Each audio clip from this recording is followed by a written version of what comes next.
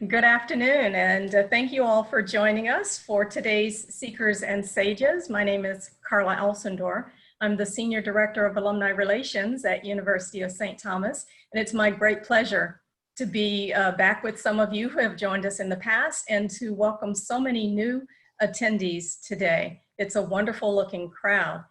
And in a few moments, I'm going to turn over today's session to our faculty member and director of the McNair Center. I'll give him a formal introduction in just a few moments. That's Dr. Patrick Woke.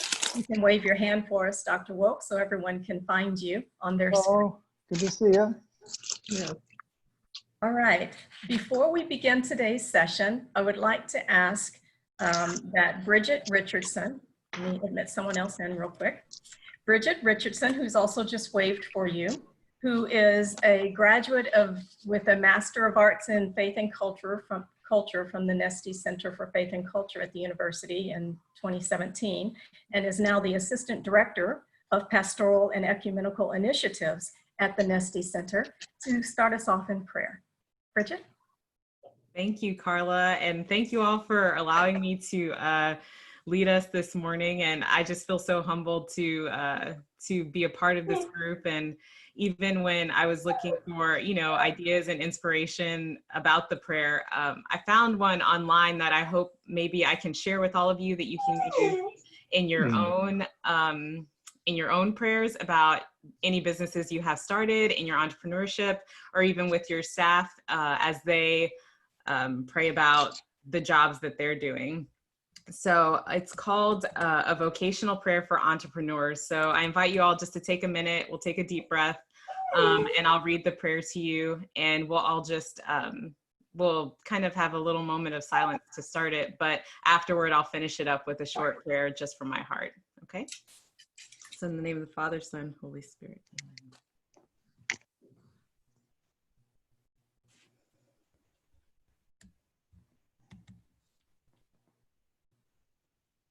Amen. This.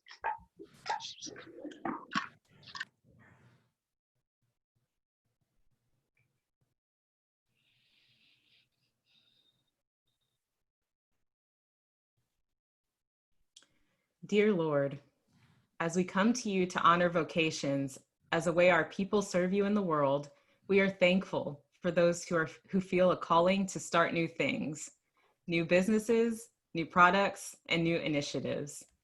Entrepreneurs are like artists, and perhaps more than any other vocation, have the opportunity to model what God did in Genesis, create something out of nothing, bring structure out of chaos, and hope to call it good. Lord, it is a great honor to create things, and that creative gift comes from you. We thank you for those with the wiring, the risk tolerance, and the willingness to create. We ask for your help with the incredible stress and isolation that can come from this calling as they dream about products and processes, adjust plans, seek funding, serve customers, create cultures, and find ways to sustainability. Lord, we know that like all, entrepreneurs are broken, and they also work in broken systems. We ask for forgiveness for the particular areas of brokenness that can plague entrepreneurism, such as confusing aspiration and reality, overwork, greed, excessive anxiety, and treating people transactionally. Please protect these workers from these pitfalls and forgive them when they make their work their idol. Lord, entrepreneurs have the incredible opportunity to bring redemption to the world in the way they love people, places, and systems to life. Whether it is the way they care for suppliers, customers, and place, choose policies that honor the integrity of employees, and find ways to seek a redemptive edge in all processes, we ask for your spirit to infuse the process. We ask that each entrepreneur see their undertaking as a way to love and worship you as they create. Lord, we thank you for each and every entrepreneur in our city, because the best way to change culture is to create new culture. And these people are creators. We ask you to use them as a part of your story for Houston and beyond. We ask that they know that you are their ultimate savior, not what they create. And Lord, please bless our panel in this meeting. Please bless the leaders who have brought these people together. And I pray for each participant as well, that they're infused with your spirit as we listen to these things and we discuss how we can truly integrate our faith into what we do in ways that'll bring life to our culture in a world that is in so desperately need of you, Christ. And it's in your name that we pray. Amen. Amen. Thank you, Bridget. That's quite thoughtful. One quick housekeeping item before we move into the panel discussion. Excuse me. Everyone should be muted at this time, except for our panelists, of course. And we ask that you remain muted until a point in time when you would like to ask a question. And if you do want to ask a question, please unmute yourself. And as soon as you've finished asking the question, go ahead and remute. And that way we can keep the background noise down to a minimum. And there will be opportunities during each of the three panelists' presentations for Q&A. With that, let me introduce to you our moderator, Dr. Patrick Woke. He's a passionate serial strategic entrepreneur, idea creator, and thought leader who is driven to build next generation tools for entrepreneurs. He's the director at the McNair Center for Entrepreneurship and Free Enterprise at the University of St. Thomas.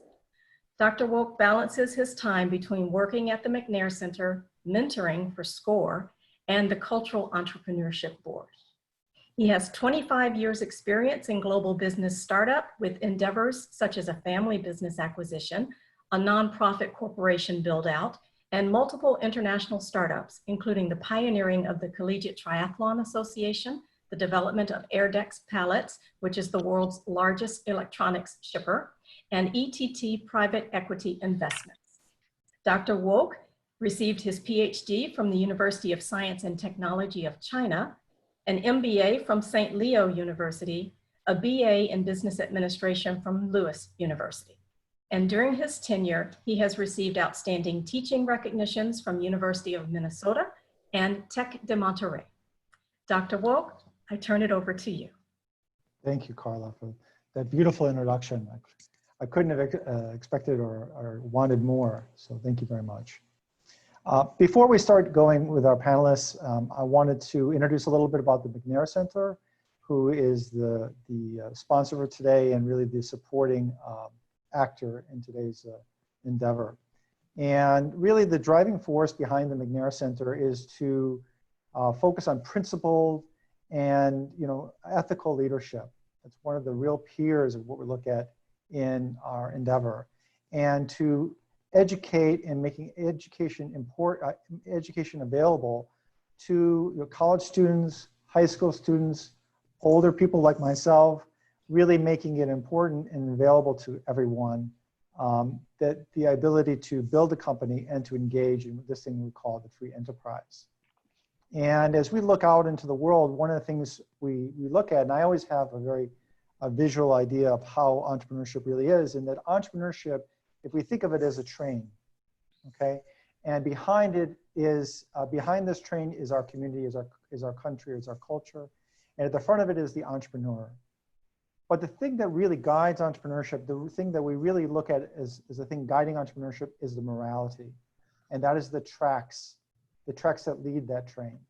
And today, that's one of the things that we're going to talk about, is about how entrepreneurship and faith unified to help in morality, help in our lives, and help us lead through challenging situations. Just a few things, a little housekeeping on my side, Carla, I'm going to share that we're looking at the upcoming in 2020. We're looking at redoing the E minor. We previously had an E minor at the university. And our change of focus is this year is really looking at developing in our students the side hustle. We think that one of the really great places for people to start is to start early and to start often.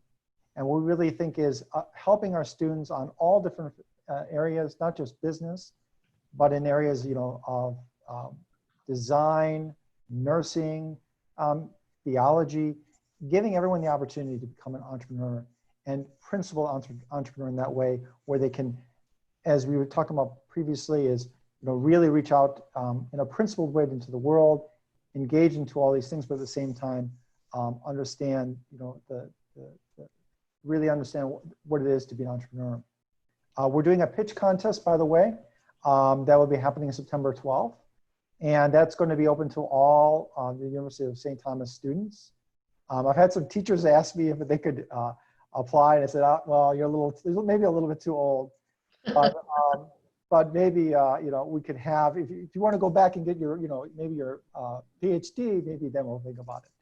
But we open it up to all students, and that's a picture contest coming up on September 12th. And finally, one of the things that Carla has been kind enough to help us work on, and the thing that we're going to be launching this year is a monthly series, is this series focused on faith and entrepreneurship. And we really think this is a hallmark issue and one that's not talked about enough. And the reason being we look at it is there's really a lot of, how we say, in media, there's a lot of, maybe not bad news, but a lot of different views of like what entrepreneurship really is. And to me, you know, a faith-based or Christian-based entrepreneurship is one of the most powerful, most beautiful things I've ever experienced in my life. Okay? And being at the University of St. Thomas really allows us, opens up the doors to talk about these issues, about faith and entrepreneurship and how they come together, which at a lot of other institutions, unfortunately, they're not able to talk about. And so I think this is a great thing that that we can open this door. I really appreciate Soledad, Manuel, and Ross coming in and talking about these issues. This is amazing. We have amazing alumni to come in and help us share. And in doing that, I'm going to go roll right over into my introduction of Soledad, if you don't mind. Maybe I'll give you a nice little intro here. Soledad graduated, I believe in 2002. You got your Master's of International Business, very impressive, from the University of St. Thomas. She is the founder and CEO of STC Consulting, Business and Financial Management. It's a financial management consulting firm. And she helps improve product and productivity for businesses. Some of the solutions that she does include CFO on demand. Wow, we need that sometimes. And some of my old companies. Financial speaking of workshops for corporations, financial management, business consulting, financial modeling, financial training, and bookkeeping services, something I've always needed as well. So she's a global senior financial executive with 30+ years experience. Wow, very impressive. And she's also a CFO for 2 nonprofit boards, Power on Heels Fund Incorporated and Beautiful Purpose Incorporated. Great names, by the way. And okay, so I didn't know this about you, but you just won a recent award. Is that correct? Yeah. The Emerging Entrepreneur, is that correct, in 2020? Yeah. Congratulations. You must be very excited about that. So in doing that, I'm making your introduction. I just want to thank you very much for coming. And you and I had a conversation when we almost, was it a month back or 2 weeks? Yeah, like a month ago. A month ago, about how you came, maybe this is a good way to introduce how you came to the University of St. Thomas. I think it's a beautiful story. And if you don't mind sharing about how you came to the school, and it really kind of shows your spirit. Thank you. Thank you for that wonderful introduction. I'm Soledad Tanner. And I, as a child, I had a dream. I had a dream that one day I will come to the US and go to the university here. And I was born and raised in Ecuador. The daughter of a Swiss German father and an Ecuadorian Spaniard mother. And I had no clue how I was gonna get here, but I knew somehow, and I think that links very well with the topic of today, because having the dream and the faith that somehow things are gonna work out if you work at them hard enough and you dream of them hard enough, I think is the path that repeats and repeats in my life. So the dream was that I will come to Houston and I will come to the US. I didn't know where, and thanks God I landed in Houston, one of the most friendly cities in this country. Still adapting to the heat of the summer, but work in progress. And I knew I found a job, and I knew it was time to go and find my university, right? So at that time we didn't have GPS, so just don't laugh, but that's true. We had a book, an orange book called Key Map, which I will study so I could find my way through the city. And I took one day off from work, and I decided in that date I will visit like 5 universities in Houston, because that's all I had. And I had visited all of them, and my last university was University of Houston, University of St. Thomas. And I was quite overwhelmed by the sheer size of the universities and the unfriendliness sometimes, and the convoluted processes that were so different of what I knew from before. The language was not such a challenge. Sometimes when it was too southern, it became a little bit of a challenge, but I could manage. So I arrived at University of St. Thomas at 5 p.m. after driving all over the city, and a little bit defeated, a little bit hot, a little bit overwhelmed. And I sat there and I said a prayer outside the school of the building of the business school. And I said, God, help me find my place here. I didn't know anybody in Houston, and I didn't know anybody to ask. Please send me a sign. And, you know, maybe we have this child dream that a sign would come from heaven and would show us the way. And so I'm sitting there doing that. A priest just walked right in front of me and smiled to me, and said, good, you know, hello. And I say hello, and then he walked, and I thought, is that the sign? Is that the sign that, you know, God is not going to show up right there, but it's going to send somebody? So I thought, okay, I guess I would take that as a sign. So I walk into the business school, and I said, my name is Soledad. I'm here because I want to enroll in this university today, right now. And she looked at me and she said, okay, these are the forms. Fill it out. And when you have the package completed, you know, send it back or whatever she said. I said, no, sorry. You don't understand. I'm here to sign up today. I want to start school on Monday. And ignorance, obviously, I didn't know the whole process of selection and pre-selection and the letters and the grades. And I just said, no, you don't understand. I'm going to enroll today. And then I proceed to sit down in the chair, and I said, I'm not leaving this office until I'm officially a student of this university, because I have a dream and want to study, and this is the place. And I know this is the place because I just saw a sign. And I was very serious, and I meant it. And she's like, why don't you take this home? I said, no, today. So at the end of like the 2 hours begging back and forth that please accept me, that I was going to be a great student, she said, okay, do me a favor, write an essay. Why would you do if you become a student at University of St. Thomas? And if on Monday somebody drop out or drop off, and it's like, I don't know what that is. And she said, well, somebody that enrolls and then they don't come. And I said, I don't understand. How can that be? If I'm dreaming to be part of here, how can somebody just be accepted and don't want to be here? Anyway, I put the paperwork, and she said, on Monday we start classes, and if there's it's full, but if we have an extra chair, we will call you, and on Monday. And I said, well, at what time? And at noon. That's the end of the board meeting. And at noon, the phone rang, and then they said, you have been accepted with a precondition that you have ABC, right? And it was one of the happiest days of my life, and because that was the dream, and it was just the beginning. And I, in the essay I wrote, I said, if one day I will graduate from here, I will come back and do exactly what I'm doing right now. The deep gratitude that I feel for the opportunity that University of St. Thomas gave me. And I wanted to be a citizen of good and give back to this community. And that's exactly, even though 20-something years later, that's what I'm trying to do. And I think there's a great parallel between being a little bit irreverent sometimes and having a dream and not really knowing how you're going to come out of that in the other side. I think that's between faith and force, and the journey is of faith and conviction that somehow these things will work out one way or another.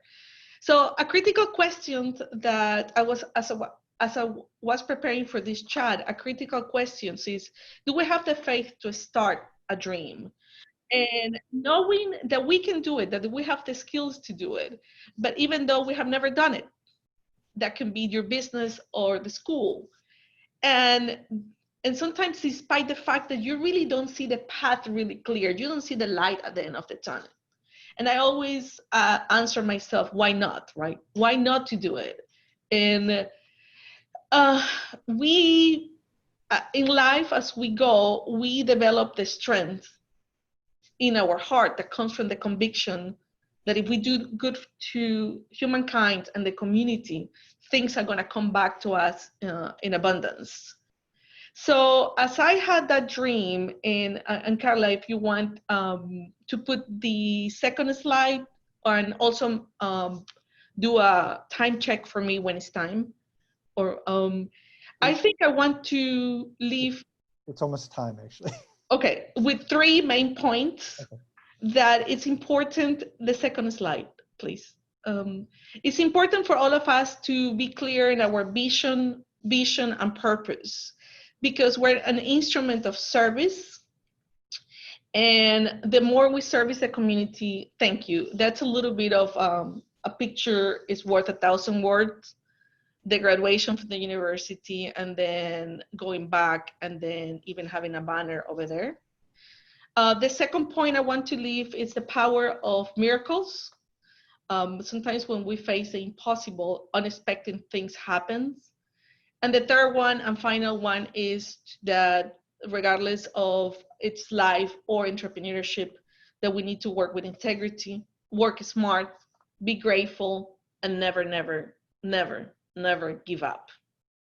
Thank you for the opportunity. Soledad Tanner. Thank you very much. That was very beautiful. So let me switch this real quick. Okay, thank you very much, Soledad. I think because of timing, we may not have time for Q&A right now. Mm-hmm. And so we're just going to move on to our next speaker, if that's okay. And I'm going to make the introduction. But thank you again so much. It was very beautiful. And thank you so much for sharing. Thank you very much for sharing your experience. So Manuel is also University of St. Thomas graduate. He graduated, he got his BBA and his MBA, well, both at the same time, from 2005. Manuel Aguilar is a co-founder and partner with Seth and Alexander Advisors, is an innovator of full service and financial accounting company with primary focus on strategic business growth through financial management and closely aligning through the accounting process, very focused on the accounting process.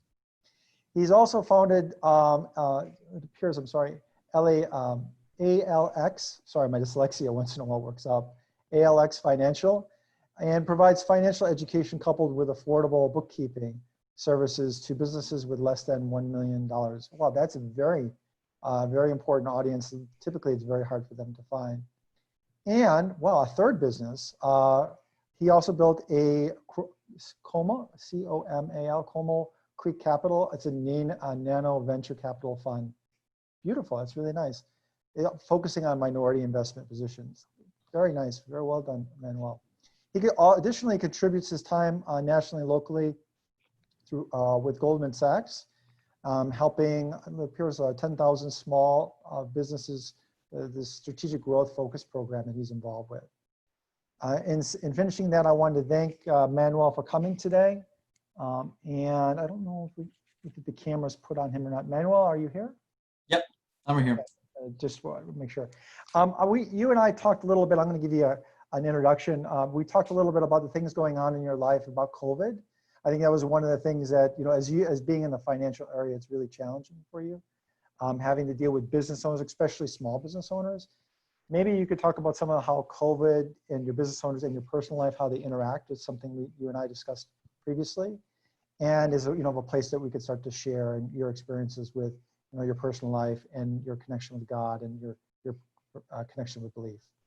Absolutely. So thank you all. I know we only have I only have like 14 minutes with you, so I'm going to try to cover as much as possible. I do want to, as much as I'd like to believe that you all are here for me, the truth is that you are here for you. And that's how it should be. Looking for some nugget of information that might make a difference in how you can apply it in whatever it is that you're doing, in whatever capacity that you have. So I will share that story. There's a lot of different things that are that I want to talk about. Understandably, with the time, we're going to be limited, but I do want to hit on a lot of things, and I'll share with you also my story. I was tasked with really discussing entrepreneurship, intrapreneur, what does that mean, and then the gig economy. So let me try to tie that all together. I've got 9 points that I'm going to share with you, and we're going to make this happen real quick. If we run out of time and there's no Q&A, by all means, Carla, please feel free to share my information with everybody. I'd love to be able to talk a little bit further. I'm all about virtual meetings, having virtual coffee, whatever it takes to keep things moving forward. So first, Bridget, that was an awesome, awesome prayer. Particularly, I mean, if you can share it with me, please let me know so I can share it with everybody else. There is, what spoke to me on that was the wiring and the risk tolerance. And I've always shared that with people, is you have to, like, some people are just wired, and for different things. I noticed that for me, I have a high risk tolerance, and I also have the wiring that I need to be able to do things in the way that I do. So it really is something that do some self-reflection. What am I really wired for? How do I use that and apply that? And what I consider being wired for it is what you've been gifted with, right? The favor that God has shown you, and what you pick up and how you learn things, and how you work best. And when you connect your faith, when you connect entrepreneurship, you're going to find that wiring that fits you. The second point is going to be, all right, so I was, regarding faith and entrepreneurship, so I was with an organization that I wasn't happy anymore. And really, what was a turning point for me in saying, you know what, I need to go ahead and make an exit, is I came across, it was a quote that said, if all you seek is money without values, you're bankrupt. If all you seek is money without values, you're bankrupt. And as an entrepreneur, a lot of times it's the hunt, right, for that money and to lead a certain life in a certain way. But that values part really, really does have to be a cornerstone of being an entrepreneur. So with that said, I made an exit. And when I left that organization, I told my wife, I said, hey, I'm leaving. And her eyes just got really, really teary-eyed. And she's like, what are we going to do? Because she is more of a structure person, and she works well with large organizations. So it was a little bit difficult for her to understand, is how are you going to make this happen for us, right? So my faith in everything, in applying the beliefs, my Christian beliefs to what gifts I have been given, really did come out to the forefront. And I've been given gifts, and I was 100% confident that because of these gifts, I was able to, that we were going to be fine. Sure enough, I picked up a contract with Baker Ripley. Goldman Sachs, 10,000 small businesses, said, hey, we have this part-time opportunity, come work with us. And so because of my faith, that was my delve into the gig economy, right? So entrepreneurship in the gig economy, it's, to this day, I have this financial company. I continue to help Baker Ripley with their entrepreneur programs. I continue to help Goldman Sachs. I'm able to now help them on a national scale. I'm a national lead faculty as well. So I am very much still a business owner, but I'm also in the gig economy. And so what I want to let you know that is you can do one thing, but also be involved in the gig economy. Having said that, though, the thing to consider is it's not enough just to be in the gig economy, but you really need to get fulfillment out of being in that gig economy. And that fulfillment piece is, I think, where a lot of people go wrong. As an example, I see Dr. Shine is on here, and I know that he wrote a book several years ago, maybe a couple of years ago. And so that to me is a form of being in the gig economy while you're still doing your core function. Okay, so the gig economy, if you're in it and if you want to explore it with the understanding that it really needs to be fulfilling for you, because if you're fulfilled and if you have that purpose, the money will follow, right? And it's going to be money with values. The fifth thing is, okay, so as an entrepreneur, I worked in banking and financial services for 15 years almost. And a lot of times the organizations are really great at making you feel part of the team. What happens is, I think people start identifying with, this is who I am versus this is what I do. So a lot of times when I've spoken to a lot of entrepreneurs that have lost their jobs, particularly right now with COVID happening, and they're very down on themselves because they feel like they've lost part of their identity. But when we go through that conversation, it very much becomes, this is not who you are, this is what you do, right? Let's explore, who is it that you really are as an entrepreneur. And so if you're in that space, and if you know of anybody that's feeling like that with everything that's going on with COVID, then the recommendation is identifying with, not are you this, or this is what you do. And just those two distinctions will really help them from a mindset perspective be able to move on to understanding how can they better themselves. Next thing, number 6. So I have a dashboard that I use for myself. As a business owner, you have KPIs, you have my P&L, my balance sheet, my sales, you have all these different things, but a lot of times we don't have a dashboard for our own lives. So in my dashboard, I have, it's essentially a volume meter, right, on a 1 to 10. And I include faith. I include my faith in that dashboard meter. If it's below an 8, then I have to ask myself, okay, what is it that I need to do more of to connect my faith and my spirituality? What more can I do for the church? What more can I do for the school? So that meter could be, now it's hard to always be on fire, right? But it is important to have that. So if you don't have a faith meter, get one. And when I mean get one, it's as simple as getting it down on a piece of paper on the 1 to 10. How am I feeling today about my faith? It's a 6. What do I need to do about it? If it's a 2, then we really got to talk, right? Let's get on it. So that's how you can do that with your health. You can do that with family. You can do that with work. And you definitely want to do that with your faith and your spirituality. Number 7, we talked about 7. I skipped around. 8, if you can show that image, Carla. So the image that I chose that really spoke to me is servant leadership. And Carla's going to share that image with you right now. And yeah, all right. We'll give her a second. So the image is of Jesus washing the apostles' feet. The reason that speaks to me so much is because that really is the approach that you want to take when you are genuine and when you are serious about your convictions and who you are and how you want to lead. Often there are people who lead with an iron fist. There are people who are not very confident in who they are and themselves. And so servant leadership to me is something that it's very, very easy to do, so long as you do some self-reflection in how is it that you want to make a difference? How is it that you want to change people's lives? What I often tell people in my conversations is that when the lights are about to go off and you are asked, what did you do with your time on this earth?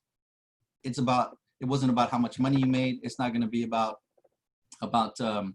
anything else other than whose lives did you impact and what legacy did you leave, right? Because that makes all the difference in the world on the life that you led and how people are going to remember you. So servant leadership, if you feel like you haven't done enough of that, then look for an organization, look for people to mentor. We each have a gift, and there's somebody out there with that gift that we can help. So please find a way to be a servant leader and do more of that in your life. I promise your faith meter will significantly increase if it's not already. Let's see, the 9th thing is, so I read a book a long time ago called Jesus CEO by Lori Beth Jones. Jesus CEO. She's done a number of different books on how Jesus was an entrepreneur and how Jesus was a CEO. And it really spoke to me because in my entrepreneurial mindset, I liked how he led teams. One of the things that really spoke to me was Jesus wasn't out there trying to convince people that didn't want to be convinced. He was just saying, this is what I believe. If you also believe what I believe, then follow me, right? And a lot of times we're sitting there banging our heads against a wall trying to get people to believe us, but that's not the case, right? I'm not out there trying to convince people to be part of our company. This is how we do things. And if this is how you want to do things, then come with us and it'll be a great relationship, right? So if you find yourself having to convince a lot of people to do something, then you should probably move on. And you'll find other people who are going to listen to your message, who do want to follow you because they also believe the same thing that you do. They share the same values, right? They share the same purpose. Look for those people and surround yourself with those people. So the final story is that Dr. Wook wanted me to share with you is, so in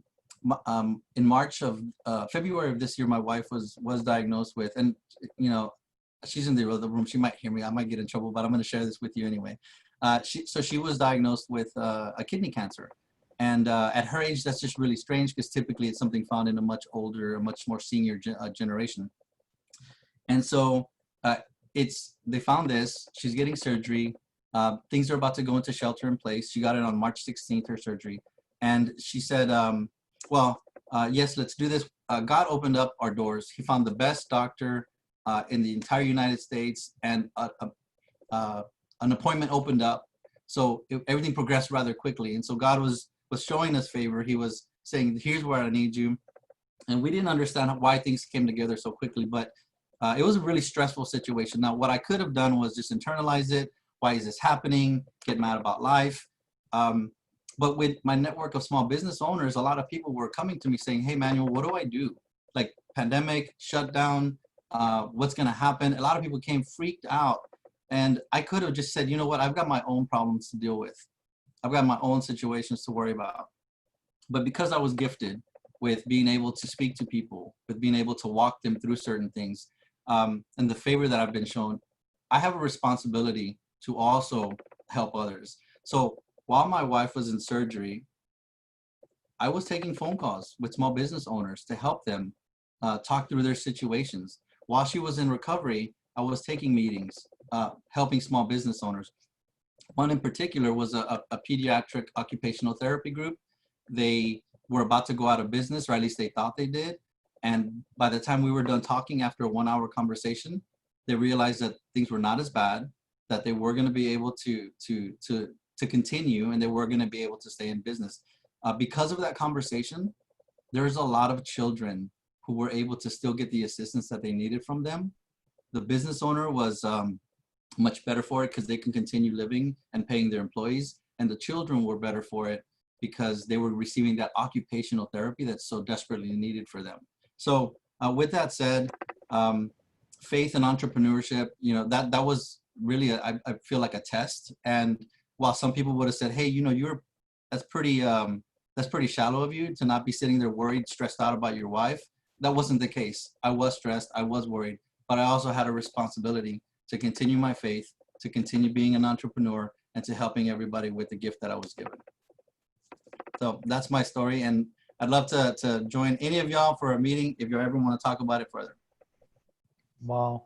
Thank you so much, Manuel. That was a beautiful story that you had. And I think that demonstrates really the idea of what we're talking about today is, you know, where God has given us a gift, you know, and there are many times we're challenged about that gift. And, you know, we help others, we're involved with others in the world. God sees that, and he also helps us in our own lives. So absolutely. Thank you. Very beautiful story. Now I'm going to go with the last person today, Ross. Ross Williams is also University of St. Thomas graduate. Wow, this is a trend. Huh? He has an MBA from 2018. Got his MBA. Ross is a co-owner of FPG, Fast Printing and Graphics company, and he does his business with his wife. Wow, congratulations. That I don't know if I'd ever be able to do that. That in itself is a miracle, right? That in itself is a minor miracle. He is also not only is he an entrepreneur, but he's also devoted his life to helping the nonprofit field. And this is something that I learned about him. Is he has worked previously before starting his business. He worked with the Boys and Girls Club of America, and that is one of the most amazing organizations. My hat off to you. I mean, that is really a great commitment and a great group. Thank you. Not only that, but you've done that profit work, or you did that previously, but you also have continued to do other nonprofit work for the last 20 years, volunteer work for the last 20 years or so. Mm-hmm. During his tenure, FPG went from 400 square feet. I'm still converting from metric to feet. I'm always having trouble. And you've expanded to, is it almost 5,000 now? Square Close feet? to 3,000. Okay. A warehouse in near the NRG Park. I think we all know where that is, right? And a lot of that, I think he also was telling me that he's very blessed with the opportunity that the Super Bowl came in 2017. You can talk a little bit about that if you like, and how that really helped blossom your business along with all the efforts that you've had over the years. Really, really amazing how you've expanded your business so rapidly. Mm-hmm. Additionally, not only the nonprofit and the volunteer work that he does, but he also is on the Texas Association of the Houston Professionals, where he's on the executive board. And just to kind of lead into our conversation today, Ross, I wanted to talk about that. You had mentioned previously that entrepreneurism runs in your family, Mm-hmm. right? And so maybe that's somewhere you could like lead off, tell us a little bit about that. Tell a little bit about how it is to be run a business with your wife, right? And don't get yourself in trouble. No. And talk a little bit about some of the challenges that you talked a little bit about, your personal challenges in your family, and how entrepreneurism and faith has kind of delivered you through those. Absolutely. Thanks again for having me, and I really appreciate you guys being able to listen to my story. My story is not as incredible as everyone else's, but it's still my story, and I own it, and I love it. Again, what Soledad and Manuel had a lot to say was very, very important, because I think that I hope everyone was taking notes, because what they did say a lot about entrepreneurship and faith is worth listening to. For me, my personal story, as I talked to Patrick about, is that it starts in Dallas. My family and my grandparents they were all entrepreneurs. From owning a farm to my parents owning a nail salon and restaurants and other businesses as well. And so we grew up in a house that we knew sacrifice was very important. If I were to ever convey a message, I don't have bullet points or anything like that for you, but I do have one important message that personally I think that every entrepreneur kind of will relate to, is that one simply cannot own a business without faith. You can't. I mean, no business exists without faith. Whether it's faith in God or faith in yourself or faith in your crew or whoever you're working with, a business just cannot succeed. I mean, we all take risk. We start with the risk. You start with an idea. The idea, the decision, whether it's a good decision or a bad decision, you start to kind of really contemplate where this is something you want to go with. And then eventually you stare at it long enough and certain things start to work themselves out. In my personal story, I grew up being told by my parents and of course my family that you're going to do something great. I'm not sure what it is, but just stick to it, and whatever comes to mind, it'll work itself out. So growing up, I played sports, and I was the guy who came home every single day and helped my brothers with their homework, and I would feed my brothers and my sister, who was even older than me, take care of her and get the laundry done, clean the house, and get everything done, so that by the time my parents would get home from their businesses, was one less thing they need to worry about. I went to school. I didn't miss school. I didn't like going in late. I was on ROTC. I did everything I was supposed to do. I was that poster child that most parents said they wanted. And then it came to college, and I had no idea what I wanted to do in life. Only because I felt that I was good at a lot of things, but there was no answer. I had no idea what to do. So I took a job with MCI right out of college, and they paid me to travel across Texas to nursing homes and to test their systems to convert from landlines to internet. This was back in 2000. I ended up taking a trip. My boss calls me and says, "You know what? We're going to fly you to South Padre. We're going to take a trip, and we're going to have a chat." And I get there, and he says, "You're fired. I love you to death, but I'm going to fire you because my expectations of you are so high that you don't need to be here. You need to go to college. And so I on my way home, I'm not a very emotional person, but I'm just completely confused and have no idea what to do. And I stumble across Stephen F. Austin in Nacogdoches. It's my last gig, my last job. I go in there and I let them know what's going on, and I apply for school, and I get accepted, and my journey, that's when my journey starts. Of course, by that time, a lot of things have happened, and I still felt like there's something was missing. And then I met my wife, so I met my wife, and she literally renewed my faith and my belief that my life is just beginning and it's only getting better. And our personal, it was very challenging for us because we took an existing business that, and in my opinion, needed a lot of upgrading, and we took that business and we scaled it to where we brought it, up to date. But during that time, we were, still trying to have a family, and it was very tough. And she's on here right now, so I hope I don't get in trouble by saying, too much. But we wanted a family, and it was just the number one thing to do. And even though we had faith in ourselves and our abilities to be able to scale this business and get these things going, when we met, we had 2 or 3 things that was very important: was start a family, create a legacy for that family, and to do everything, to provide for everyone who's provided for us. That includes family, that includes friends, that includes everyone who's coming to our doors. Those people that come into to our doors and spend their money with us and their time to build their brand is important to me. It's important to us. We want them to understand that they are family going in and going out, and then it goes from there. So when they have their brand launching parties, or whenever they have their opportunities for them to go out there and scale it, we want to be a part of it and help them do that. So 12 years in the making, we finally got a family. We finally had our baby Sophia. And that right there is honestly a testament to faith. Again, everything that went bad, everything that went great, we were just a lot of times beaten up. There's this quote that I know if you're into sports, especially if you're into boxing, everybody knows who Mike Tyson is. Mike Tyson says everyone has a plan until you get hit in the mouth. And so, perfect example, sales are down, that's a jab. Contract has been canceled, that's a jab. Recession, another jab, 2008. Hurricane Harvey, another jab. The pandemic, another one. So for me, faith is just the plan and the ability to get back up. The prize at the end doesn't have to be necessarily money or popularity or even success, but it can change someone's life, put money on or put food on some people's tables. And in my case, it helps whoever comes into my door says, I want to build a brand, and we get to it and we knock it out and we make sure we build that brand.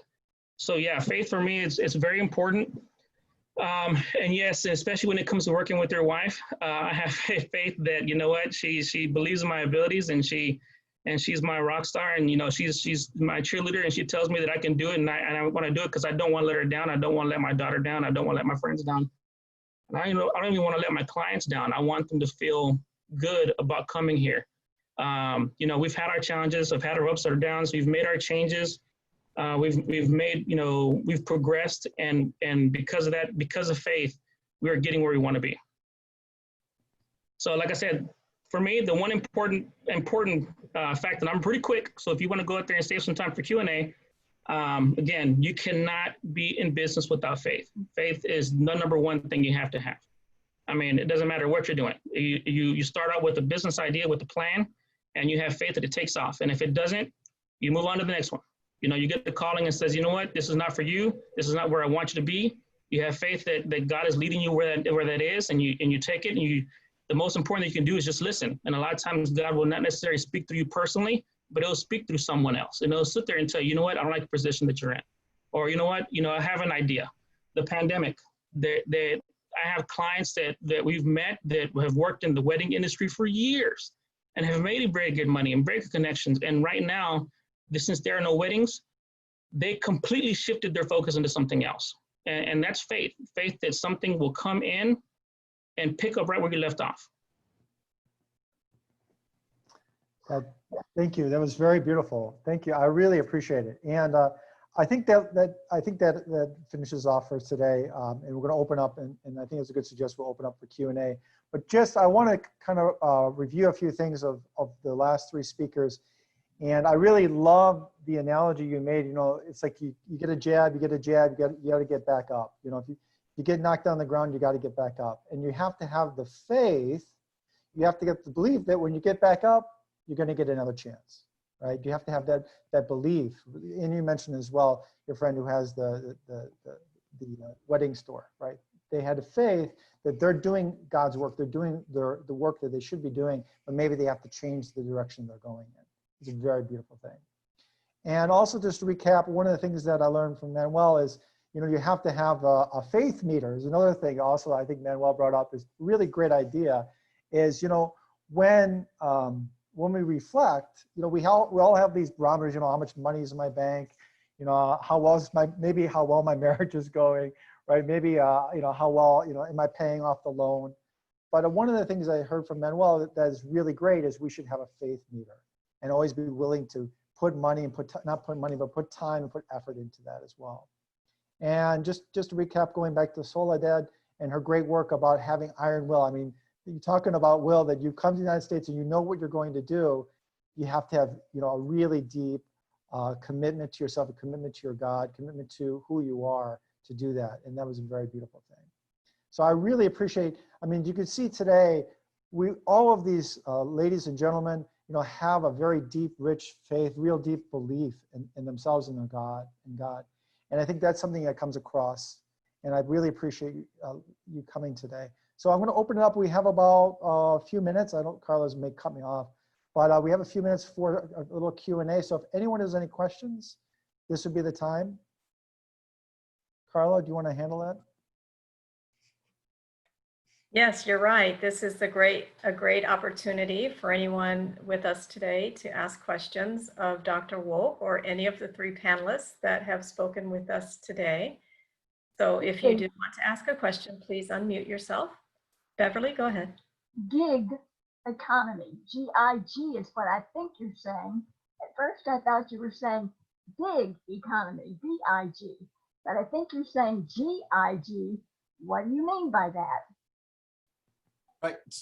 Sure, Beverly. So in a gig economy, yes, with the G.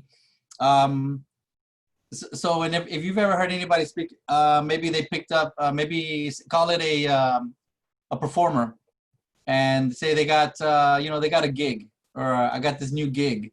It's just a commonly used word as to you got a quick job, or you got a job. And so previously, generations ago, people would get on with a company, and it would be essentially a lifetime job that you would have. It was looked down upon to have several jobs or to keep moving around. But the truth is, in this day and age, it's quite commonly accepted for you to be in a gig economy where you get to determine how much you want to work. You get to determine how you move forward. You get to determine that work-life balance. And so you're given a little bit more control over how you manage that aspect of it. So when I picked up a gig with Goldman Sachs, when I picked up a gig with Baker Ripley, those were ways of me saying, I determine my own schedule. I determine how much I want to make. I determine how I move forward. So that gig economy is essentially getting that work and then performing it and then moving on to something else. And a lot of people, going back to being wired, that works really well for them. I like having finite commitments, which I know that they're going to be over and I can move on, because for me, part of that is also growing, learning new things and continuing to expand my horizons. So that is how I share what a gig economy is.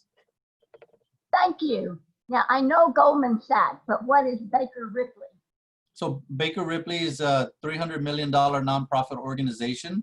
They help mainly the low-income community, and they have an extension, which is an entrepreneurship program, which is early concept stage as well as early stage businesses, and it's all done in Spanish. So it's Spanish-speaking audience, and so I was able to help them with their entrepreneurship efforts and how to help the community, because the barriers to entry are very low. but the risk is very high. And a lot of people, they lose a lot of money because they don't follow certain things. So we brought that to the community as well. And that's how Baker Ripley helps. Thank you. Yes, and thank you for those 2 questions, Beverly. Would anyone else like to ask a question at this time? Yes, I have a question. So, like when it comes to entrepreneurship, it's all about taking action. For example, if you watch Gary Vee, action, action, action, and I totally get it.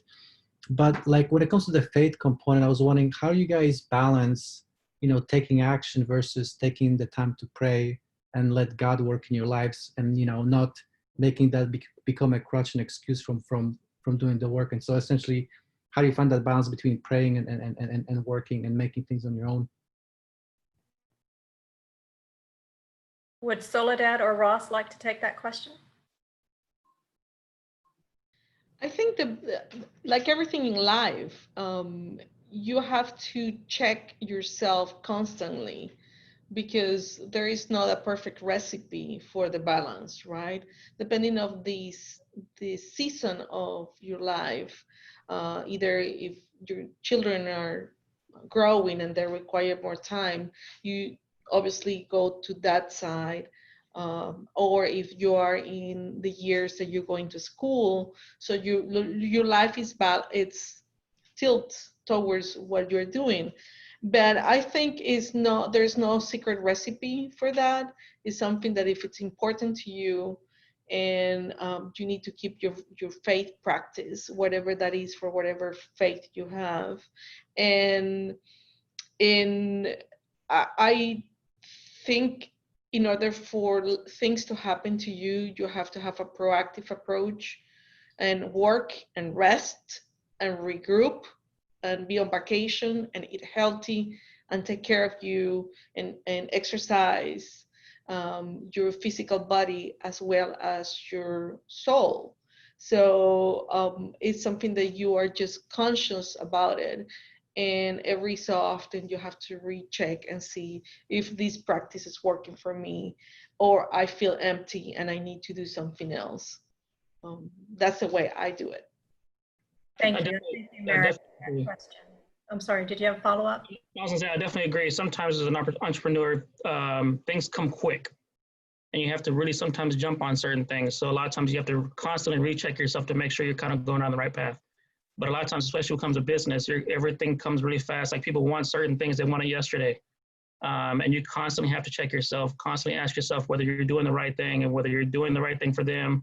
And I honestly feel if you feel like you're doing it for both, it should come naturally.